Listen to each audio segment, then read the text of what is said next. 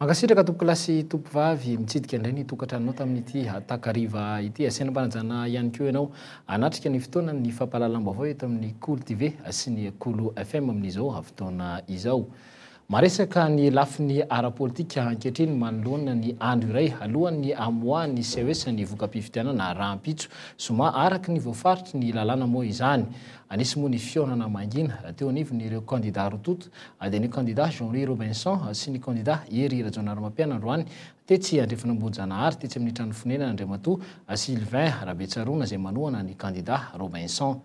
Raha ny fantatra nandritra ity fionana ity dia ny fanomezana ny toeran'ny Premier Ministre no naroso ny candidat Hery Rajaonarimampiana miampy ny toeran'ny ministra enina saingy roalaviny ity farany moa izany androany.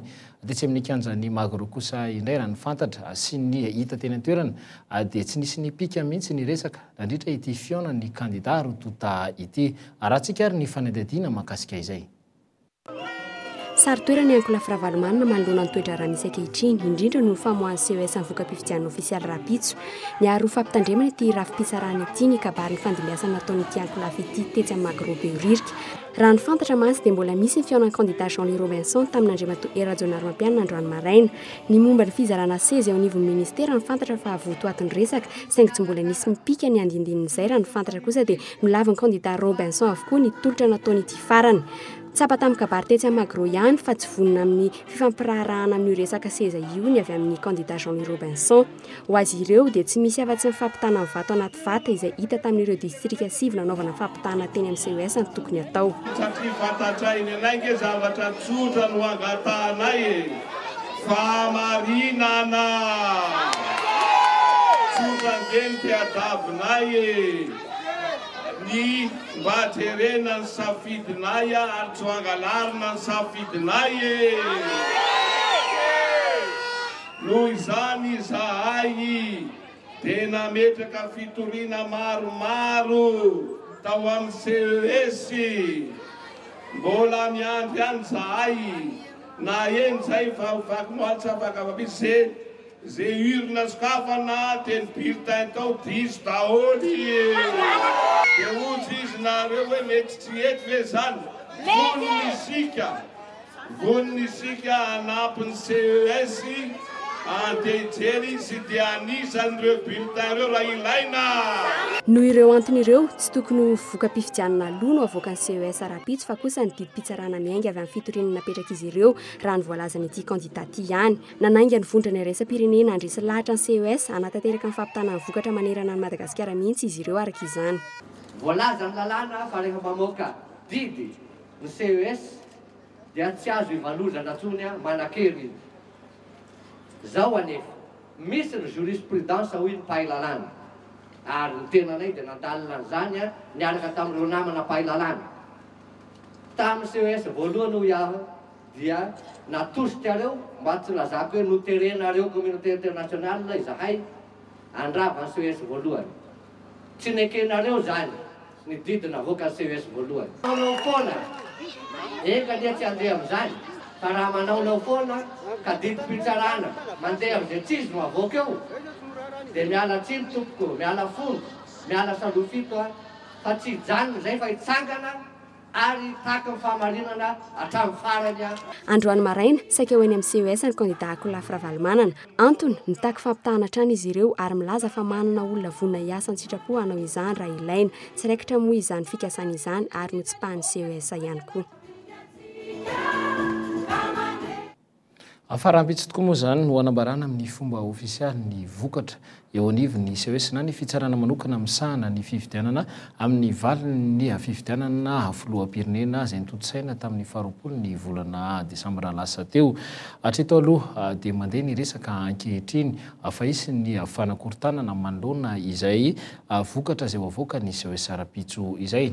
Nisy moa ny fionan'ny teo anivon'ny CES zany hoe ny filopitarika ity androm-panjakana ity na ny rafim-pitsarana ity tamin'ireo mpitandra ny filaminana avy eo anivon'ny Emoreg tamin'ny ity androany ity tetsy amin'ny CES dia tsy amboda araka izany dia tsy hitsitsy ireo izay minimana korotana Rahampitso mandritra ny fanambarana ny vokatra ofisialy ny fifidianana filoham-pirenena eo anivon'ny mpitandro ny filaminana.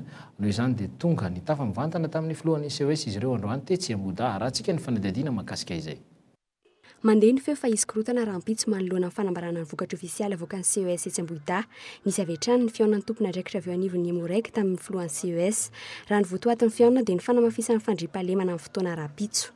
Fa ny vaovao sy ny rumeur moa dia efa mahazatra antsika zavatra zay ka ny anay moa dia zay fotsiny hoe aleo misoroka toy izay mitsabo prévention zany ato zavatra rehetrarehetra io eto zany dia manainga hoe ny olona zany mba hiandry filaminana io valim-pifidianana io fa mitandro filaminana dia vorona tanteraka hitandro an'izay filaminana sy ny fandriampahalemana zay mandritra na aoriana ny famoahana ny voka-pifidianana raikitra io.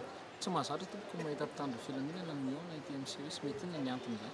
Ny antony io fatotrareo ihany satria ato ny tranga ny zava-dehibe iandrasan'ny firenena rahampitso misy zavatra zay zany dia ao anatin'ny engagement nataon'ny mpitandro filaminana telo tota ny miandraikitra ny fandriampahalemana sy ny filaminana mialoha nandritra ny fifidianana mbola tao mandritra ihany zao satria mbola tsy mivoaka ny didy ny aoriana koa mitondra amin'izay. Raha ny fanazavana nety mpitandro filaminana ihany dia nahazo toromarika manokana sy miantrana ambavabasy avokoa ireo toby miaramila rehetra miandro ny baiko efa mandeha amin'izao fotoana ny fanadihadiana momba io resaka fanakorontanana io ary hoentitra amin'ny mpitandro filaminana manerana ny tanàna.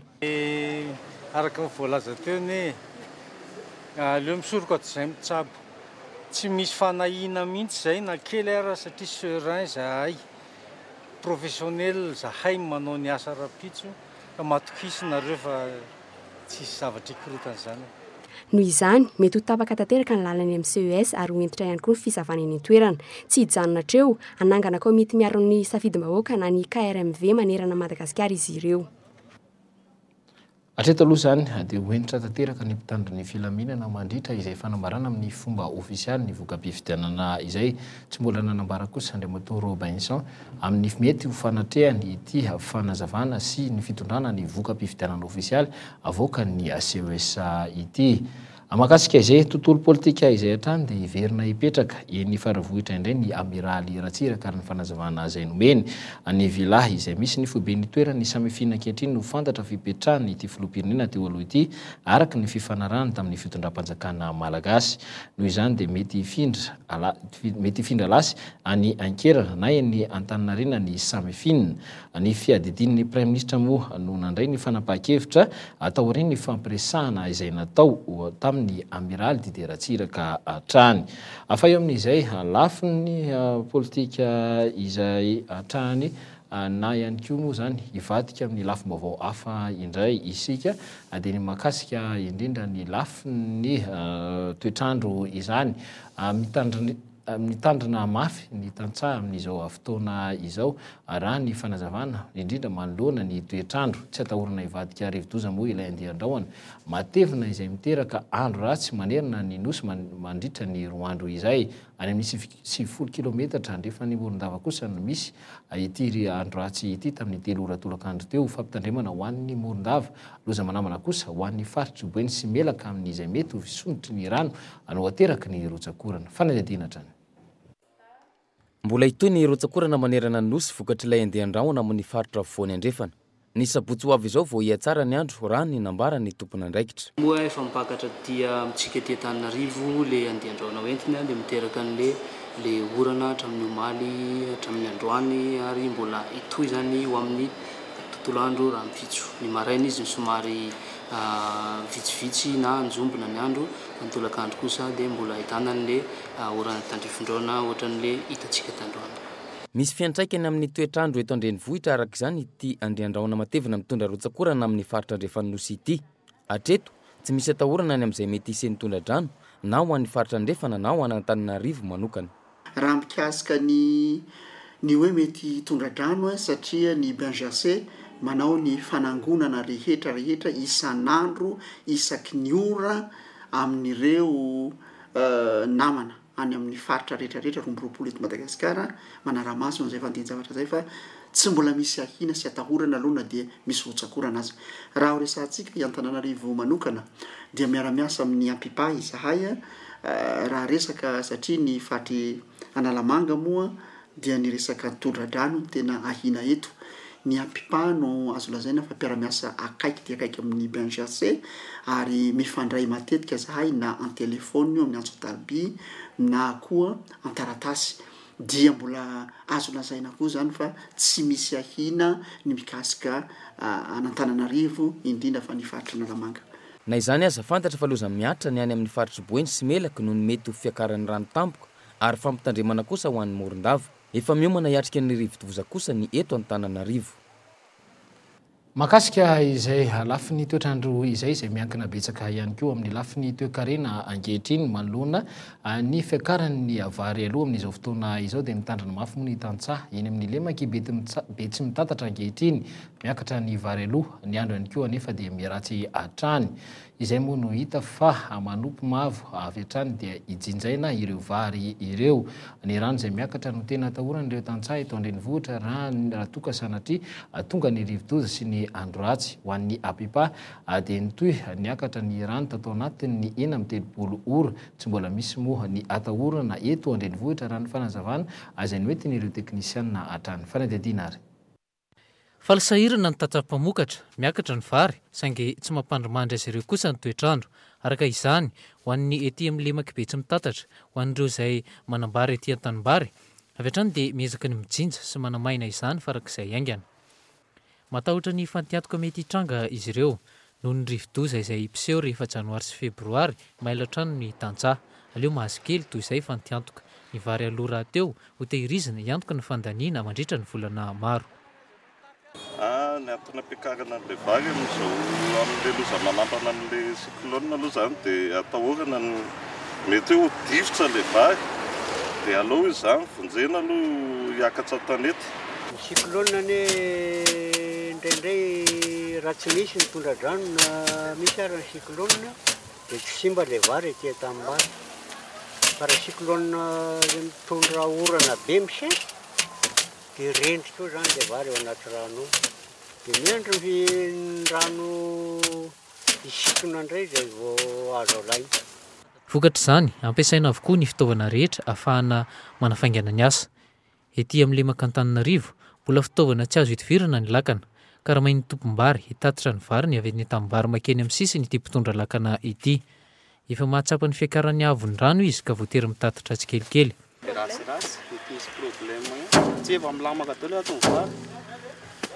Manoloana izany ary efa namafisina avokoa ireo fefiloha izay hitan'ny apipa fa mety hampahazovanana ny tondra-drano.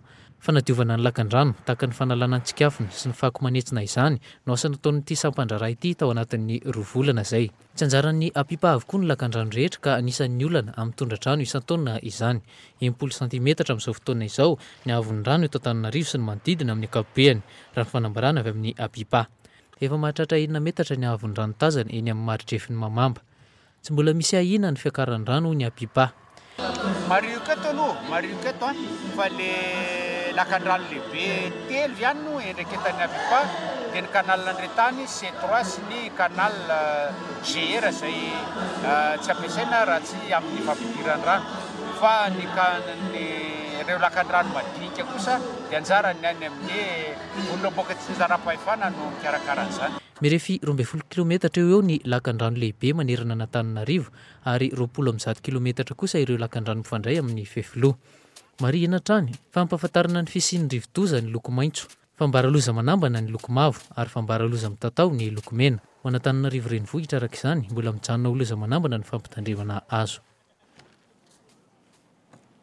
Azay mikasika ny vaovaon'ny toetrandro iny miankina indrindra moa amin'ny lafiny toe-karena afa amin'izao fotoana izao kosa dia misy ny vaovao izay voareto ampelantanana manoloana indrindra any famoahan'ny senita ny aveonivy CES ny voka-pifidianana rahampitso izay araka ny zany moa dia nisy ny fanambarana izay navoaka ny teonivi ny SADC tamin'ity androany ity milaza fa tsy emitra amin'ny fangatahana ataony ankolafy Ravalomanana amin'ny famoahan'ny CES ny voka-pifidianana rahampitso izy ireo. Manamarina izany moa ny fanambarana izay navoaka ny SADC androany izay miantso ny vahoaka malagasy rehetra mba ho tony ary anaiky ny valim-pifidianana izay ivoaka rahampitso io. Anterin'ity vovonana iraisam-pirenena ity hatrany moa ny tatitry ny safidiny vahoaka malagasy izay anisy eo nandritra izany ny fifidianana izany. Afa makasika izay vaovaony sosialy kosa indrindra ny vaovao any amin'ny faritany Tomasina izany dia manatanteraka fitokonana fanairana faobe ireo mpiasa 10 miasa amin'ny hôpitaly Manarapenitra ho Tomasina tamin'ity androany ity. Nitatra vaovao any antoerana moa ny mpanao gazety Mikaelis raha antsika ataka izao ny fitaterana izay vaovao izay amin'ny Antso Antarby. Hôpitaly Manarapenitra Tomasina ny tokony areo mpiasa. Manoloana ny tsy mbola nahazoan'ireo mpiasa ny anjara volany. Izay anjara vola miditra ao anatin'ny fitapolana hôpitaly Manarapenitra. Nanombokorana fanairana ireo mpiasan'ny hôpitaly Manarapenitra Morafeny Tomasina ny andro ny alakamisy 9 janoary 2024. Io vola io ilay antsoina hoe cote-part. Nanambara reto mpiasa reto fa tao anatin'ny taona iray nitsiny hôpitaly Manarapenitra Tomasina tsy mbola nandray na ny ariary izy ireo. Isan'ny telo volana nefa ny voalaza fa tokony handraisana io vola io. Nisy ny fanantsonan'ny reto mpiasan'ny tokony reto ny talitatry ny fahasalamana tsinaniny sy ny teo anivon'ny tahirim-bola-panjakana androany alakamisy 9 janoary 2024. Rapid Jumano voalaza fa nivaly momba ny fangatan'ireto mpiasan'ny hôpitaly Manarapenitra ireto ny eo anivon'ny tahirim-bola-panjakana. Raha tsy mivaly ny fangatahany toy ny fotokonana natao ho ireo mpiasa izay nitafa tamin'ny mpanao gazety Tomasina androany alakamisy. Ampahany amin'ireo mpiasa tao amin'ny hôpitaly be Tomasina ihany nefa no nafindatirana hiasa eo anivon'ny hôpitaly Manarapenitra ka miisa 10 izy ireo. Nanambara kosa reto mpiasan'ny hôpitaly Manarapenitra Tomasina reto dia mitokona fa misy hatrany ny service minimum ho fitsozovana ireo marary. Mitondran'izy ireo fanamariana koa fa tsy ny vola no olana eo anivon'ny hôpitaly Manarapenitra fa ny tsy niavan'ny tompona andraikitra izaran'ny vola no tsy misy. Mikaelis gazety Tomasina ho an'ny vaovaon'ny Kolo TV sy Kolo FM. Mahakasika ny vaovaon'ny sosiala trany saingy kosa ny zavantranga teto antoerana manoloana moa ny fangatahany ny Nedoni izay azo ho an'ny Frantsa izany manoloana ny zanany marary. Fanonteny moa izao dia nolavy ny ambasady frantsay indray ny fangatahana viza napetraky ny Nedoni amonjy ny zanany teratany frantsay marary aty Frantsa. Ity faran'izay tratry ny aretina ao amin'ny atidohatra amin'ny fahakeliny. Androany mpitandro ny filaminana malagasy no naka ity mpanakanto vahiny mpanakanto avy eto toerana avy aty Anosy be ity ateo ny masovo frantsay feno tazirana moa iny Nedoni nandritra izany fangalana azy izany fanadihadiana no arantsika. Nampandreny feo no reny manodidina iny Nedoni io maraina io. Nisafoka ny atezerana ny tenany rehefa nafantatra fa nolavina fahantelo ny fangatahana viza izay napetrany teo anivon'ny masovo frantsay mba ho diny amonjy anjana ny marary. Ho an'ny Nedoni fanavakavahana no antony tsy hanomezana azy ny viza. Efa nahazo taratasy avy any Clermont-Ferrand zako amin'ny tanàna napetrahako avis favorable dia nitenenin'le consul hoe non. C'est moi qui commande. Dikan'izany teny zany mandidy sy manampika fa frantsay ty tsy malagasy. Dia namaly azy zao. Eo masin'ny mpitandro filaminana. Mpanavakavaka nga anao ty i monsieur consul eo za taminazy. Dia izy hoe je m'en fous. Avy eo izy niteny hoe mandenana amin'ny tribunal malagasy zay le anao fa c'est moi qui commande. Mamenitra ny teniny consul. Soi-disant olo mpitondra nify etave miraisonné karaha zegny magnavakavaka ratsy. Donc tandremo za koa mitogna mpitandro filaminana tandremo ataony vazaha fitaovana dia hiadiny malagasy tahaka anareo ary na dia tifirina basy ako la rose fotsiny atero hoe dia mira hoe Ave Maria. Ny mpitandro ny filaminana no naka azy teo amin'ny masivo io maraina io.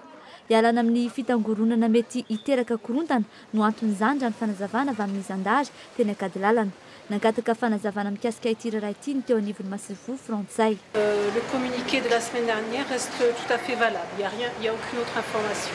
C'est juste qu'elle a eu rendez-vous aujourd'hui. Elle n'a pas été dessus. Je ne pourrais pas vous dire, madame, je ne suis pas au courant, mais simplement que monsieur le consul ne vous a pas donné de rendez-vous. Il a simplement dit que les informations données dans le communiqué la semaine dernière restent les mêmes. Raha io fanambarana nataony herinandro lasa io nanazava ny masivo frantsay fa tsy manana taratasy ara-dalàna iny Nedoni antony sy ahazony ny viza. Fanambarana izay nolaviny ity mpanakanto avy Anosy be ity. Efa hatramin'ny taona 2024 izy no mipetraka tany Frantsa ary manana ireo karatra isan-karazany manamarina ny maha-ara-dalàna azy any an-toerana. Dia vitsy tokoa moa amin'ny teratany malagasy Anosy maneho ny hevitra tahaka izany manoloana indrindra ny teritery izay ataon'ireo vahiny amin'izao fotoana izao. Fa manoloana kosa ny fahafatesan'ireo mpianatra tatsy mahajanga dia miara-miory sy firaisan-kina no nataon'ny mpianatra amin'ireo université enina tamin'ity androany ity manerina ny Madagasikara nandray anjara tamin'izany moa ny université Ankatso. nakaton'ireo avy amin'ny syndikany mpampianatra mpikaroka ny fisaonana moa noho ny zava-niseho teo amin'ny universitény Mahajanga tamin'ny zoma lasa teo ny andron'ny alakamisy ny 12 janoary ity izany. Nangingina araka izany ny tetsy amin'ny université Ankatso ary nijanona avokoa amin'ny ankabeazan'ny raharaha rehetra nandritra ny iray andro ka isan'izany ny fampianarana sy ny fizarana ny bourse na ny vatsim-pianarana izany. Nisy tamin'ireo solotenan'ny fikambanan'ny mpianatra avy eto Antananarivo moa no nidina teny an-toerana nijery ny zava-misy ka nitondra ny fanazavana. Ny karakara ny andro maty ny mpampianatra mpikaroka androany amin'ny mpianatra anay ao anatin'ny association pédagogique amin'ny population universitaire anay dia hitanay ngamba fa mety zay satria fiaraha-miora fiaraha-mientana ny universitaire vavy tany Mahajanga no zavatra karakaraina andro ao anatin'ny filaminana tsinona izany fiaraha-miora zany dia mety aminay tsara eto manjery manontolo. Hitantsika ngamba ny hoe mbola misy mpianatra manao examen ihany amin'izao fotoana zao tafiditra ao anatin'ny l'idée générale zay hoe fiaraha-miora satria examen ao anatin'ny filaminana dia tsy maintsy nalefa ihany aloha zany ny examen ny mpianatra satria raha antsika malala fa marefo dia tena marefo ny taona universitaire ny université d'Antananarivo. Afatanora africaine pitarika dimanjato eo anelanela ny 20 ka hatramin'ny 30 taona no mahafehy tsara ny teny anglisy no azo vatsim-pianarana maimaim-poana ny États-Unis manomboka amin'ity taona ity. Folo amin'ireo malagasy moa no nahazo izany. Enina ny herinandro teo no faharetan'ny fiofanana izay misahana ny taranja telo isafidianany mpiofana dia ny fandrarahana ny fandraisana ndraikitra eo anivo ny fiarahamonina amin'ny alalan'ny fikambanana tsy miankina ary fitaterana ihany koa ny tranga mpiarahamonina izay misy fanampanazavana. Izy io dia natokana ho an'ny tanora mpitarika dia ho anao izay efa navita zavatra nisongadina teo amin'ny asana teo amin'ny fiainana amin'ny ankapobeny na misehatra ny fandrarahana ianao na misehatra ny orinasa tsy miankina na fikambanana tsy miankina na miasa mpiasa fanjakana dia aporsihana zany andray anjara amin'ny vatsim-pianarana io. Tokana ny andefasana ny taratasy fangatana ary maimaim-poana tsy andoavam-bola dia ao amin'ny http://youngafricanleaders.state.gov hatramin'ny fafito amby roapolo volana janoary ny fandefasana ny fangatahana dia raha ohatra ianao anisan'ny voafidy dia voaray andeha ho any États-Unis ianao mandritra ny 9 herinandro manomboka amin'ny volana jiona 2020 dia etoana daholo ny mombanao rehetra mandritra ny fiofanana izay ho ataonao any États-Unis. Vaovaon'ny toekarena hatrany dia 700 ny entana HP no hita eny antsena 5 sehatra tsy ara-dalàna raha ny nambarany IT division izay mpanjanjara ny entana HP eto Madagasikara manomboka izao. Ezaka lehibe ho azy ireo moa ny fidirana ny entana HP eto amin'ny tsena malagasy. Efa manana ny paikadiny manokana mandinika ny tsena eto an-toerana ary nanadiady ihany koa ny mpanjifa malagasy izy ireo. Ny entana manodidina ny teknôlôjia vaovao hatrany no atolotra izy ireo ho an'ny orinasa lehibe ny mpanjanjara sy ny mpivarotra ary ny mpanjifa malagasy. Fanampanazavana. Évidemment, on contacte le gouvernement et les douanes pour lister nos produits. Mazava ho azy fa efa nifandray tamin'ny ladouane sy ny fanjakana izahay ary misy fampiresana momba ny anome ny listy ny entana izay ampidirina eto. Mbola iaona amin'ny tompona andraikitry ny ladouane ihany koa izahay amin'ity herinandro ity. Ifampiresana momba ny fanafarana ny entana mba hisiany hetra ho an'ny fanjakana sy ny ladouane ary mba hahafahan'ny SP mivarotra sy manaparitaka ny vokatra avy aminy ihany koa. Manoloana nelanelana eo amin'ny sehatra tsy manara-dalàna sy ny ara-dalàna mbola mila ezaka lehibe izany. Ny tanjonay dia niara iasa amin'ny gouvernemanta mba hahafahana mampiditra hetra araka ny tokony ho izy amin'ny vokatra ampidiriny mpandraharaha. Nefa koa mba tsy hisy nivesatra araketra be loatra ka akivy ny mpanjifa sy ny mpividy indray. Pejy ny kolotsaina kosa indray dia ny kompania Arfito na ny Arafito no anolotra ny vakivakitsiny etsy amin'ny CG Manalakely etsy ny misabotsy ho avy izao. Anokatra ny hetsika mandritra ity lanonana kolotsaina ity moa eo amin'izay sehatra ampiainana ny La Ruche Cassé izay tantara Allemana izay ahitana ny Andora Jaofery mpandrindra antsehatra ny kompania Arafito. Narindra Randrianomanana. Ary le jiolahy tafasarany tombaky ny varavarankely Ny resiko le ino ty le dibaravarakely teny an-tanako teo no velesa voako teo amin'ny loha lika dia fiditany ambany dibaravarakely andeha ho jereko nazo fa fazany fasika ny maso dia mazava ho azy na nijavona ny anao lasa trina n'inona tsy nahita ninona sonony tantara Alemana voadika amin'ny teny malagasy no entin'ny kompania Arfito izay zandriny eo amin'ny tontolon'ny teatra. Telo taona lasa no namohan'ny vakivakytsiny ho an'ireo mpakafiny horonan-tsary. Amin'ny sabotsy izao antsehatra indray no entin'ny kompania izay amelona ny tantara mpanoratra Alemana Heinrich von Kleist. Tany amina toerana kely iray tany izy io tantarana siny vaky nisy vehivavy manano tena nanana siny nanandanja taminy vaky nefa le siny satria nisy niditra tsokosoko tao any efitranonjanana dia ny hevitra izy fa le olona tafiditra tao no namaky an'le siny tsy izy le olona tafiditra tao io fa le ovinatony atsoatsy dia miakatra fitsarana le tantara. Mahafinaritra be sady hitako hoe amin'ny toe-javatra misy eto amintsika amin'izao dia hitako hoe misy fandraisany bebe kokoa amin'ny zavatra misy eto amintsika amin'izao le izy satria ao anatin'ilay tantara misy resaka risoriso. Taratra amin'ny fiainam-piarahamonina amin'izao fotoana izao ny tantara vakivakytsiny entin'ny kompania Arafito aneo nitanetany antsehatra ireo mpilalao antsehatra. Lina ny tantara avokoa izy ireo ka niverina niana ny tantara indray amin'izao fotoana izao. Raha mezaka no matitra nefa koa topo tsara ohatrany to mamperitreritra ihany izy io. Any zavatra fantatra fotsiny ama dia ny hoe tantara tena mahaliana io ary azo lazaina hoe misy io tantara io misy io fa saingy tsy voalazalaza fotsiny fa raha matoanatro ajofera moa nitrandraka n'ilay tantara tany izay boky tany anana-tany. Ho fantatra amin'ny sabotsy izao izay namaky ny siny. Ho fantatra amin'io ihany koa ny toan'ny tantara.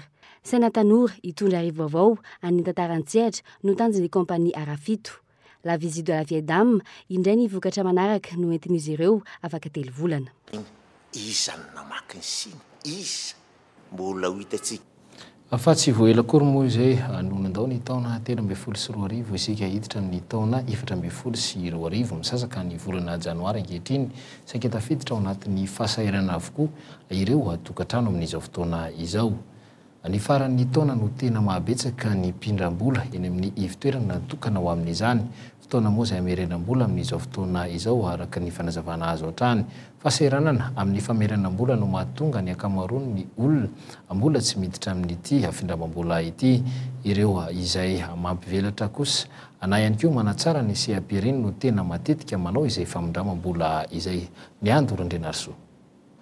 Miamahazo vana ny findramam-bola any amin'ireo ivitoerana mpampanjana-bola eto amintsika raha ny fanaketihana ny 70 isan-jato ny tokantrano malagasy no miditra amin'ny findramam-bola ankehitriny raha latsaka ny 100 izany tamin'ny taona 790 noho ny antony maro dia mbola tsy liana amin'izany loatra ny akamaroan'ireo olona sendranay. Eo amin'ny 6 millions eo FMG. Ny asa taman'olona ao taloha misy 10 taona ihany asa tamin'olona zany. Ka le hitan'ny madama zany le vola zany miteraka azonao miteraka le vola raha ohatra zany ao maka vola miteraka hafahafa be any zany fieritreretiko azy andeha mierina an'izay vola zay tsy hoe tsy mahefatrosan'olona fa aloha ihany zaho hoe amin'ny atrem-boky zany zaho mitady vola dia haiko zany mandrindra le vola zany. Tsy mahaliana satria le tsena mivadibadika ka mety tsy viarako izay afanenjehana an'ilay volan'olona dia aleoko ny azy kely atanako na mpitomboako. Fahasahiranana amin'ny famerenam-bola araka izany no antony tsy maharisika ny olona loatra hiditra amin'ny findramam-bola. Rehefa azo ny antoka kosa ny tombony ho azy ny amin'ny sehampiariny vao samy kendry avoavo kokoa izy ireo. Rehefa manana trano lehibe ka manana trano lehibe dia manitatra asa dia izay vao miditra. Fa izao tsinona mbola ireto ara mbola feno tsinona dia reto ara mbola tsisy hodiavina. Tsy mampanahirana anao ve ny hamerim-bola amin'izay fotoana izay? Tsy mampanahirana ka. Ny anahy tsiny efa mandeha ngeko zavatra efa 10 taona nge zany. Dia efa mandeha efa mahavelona tsara aloha izy izao. Fa raha ny resaka famerenam-bola nge efa mahaverina raha ohatra ka ny ampidiriko eto satria za miasa tena tsy mijanona mandray sesy foana. miakatra hatramin'ny 20 ny isan'ireo mpindrambola amin'ny fitoerana mpampindrambola iray notsidianay ka ireo mampivelatra sy manantsara ny sehampiarininy Antsasamanila eo amin'ny sehatry ny faritra sy ny fitaterana ny ankamaroan'izy ireo. Isan'ny olana sedran'izy ireo ny tsy fahaiza mitantana ireo mpindrambola miezaka hatrany anefa ny mpampindrambola mba hanampy eo amin'ny lafiny fitantanana. Amin'ny ankapobeny aloha dia amin'ny CPM dia tsy dia misy olana izay fampindrambola dia mamerina arak'izay tokony ho izy ny ankamaroany mpindrambola ny amin'ny CPM.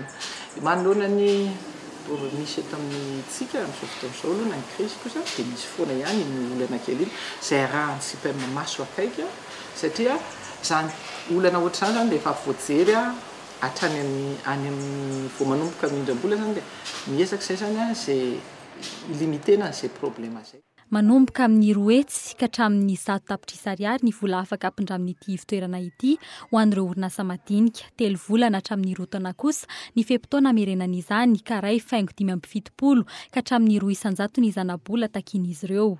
Ankoatra ny fampivelarana ny sehampiarina mampindrambola ho amin'ny fanatsarana ny trano fonenany sy ny fanampina ny hoentim-manana ao an-tokantrano ihany koa itony karazana fitoerana itony.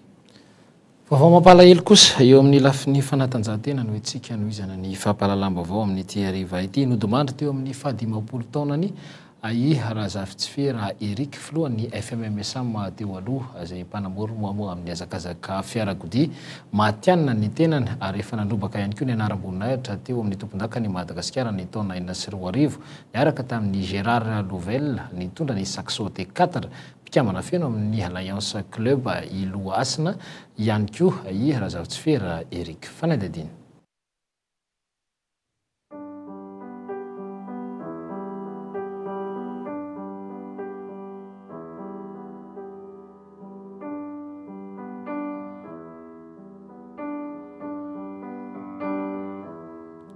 Taorin'ny nalasana ny tompokila fanjarazakarovony dia misaona indray ny tontolon'ny azakazaka fiarakodia satria dia nodomandry teo amin'ny 15 taonany androany maraina tamin'ny fitolatsaka Erika Razafitsifera filohan'ny club FMMSA teo aloha tamin'ny taona 2024 no nanomboka ny tantanany ity club ity. Raha tsy ahivina dia noho ny aretina efa nahazo azy noho ny tarika izao fahafatesana izao. Raha ny lalana efa nizoran'ny tompokila dia azo lazaina fa efa lavalava ihany raha tsy ilaza ireo traikefany na teo amin'ny fifananana izany na teo amin'ny fitantanana. Efa mpanamory ary copilote ihany koa ny tenany. Efa nibatany anaram-boninahitra teo amin'ny rally taona 2024 niaraka tamin'ny Gérard Louvel ary ilay Saxo T4 no nibatan'izy ireo izany anaram-boninahitra izany. Efa filolo efitry ny fédération ihany koa ny taona 2024 ka hatramin'ny 2024 teo ambanin'ny fiadidian'ny Radra Zakabona izay lany teo amin'ny Latsabato ihany koa ny sabotsy 12 janoary lasa teo ho eo amin'ny fitantanan'ny club FMMSA vaovao.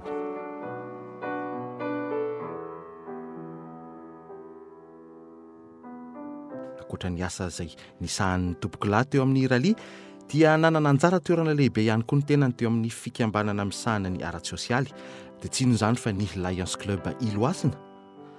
Izy no filohan'ny tantana ity fikambanana ity tamin'ny taona 2024 ka hatramin'ny 2022.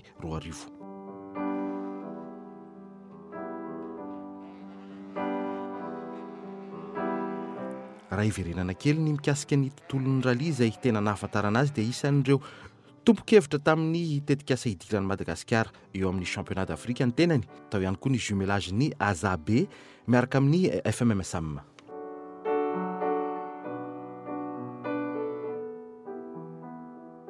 Marina fanamela kamboty telo tompokila ny ekipan'ny Cool TV FM dia mirary fiononana feno ho an'ny fianakavian'ny tompokila sy ny club FMMSA.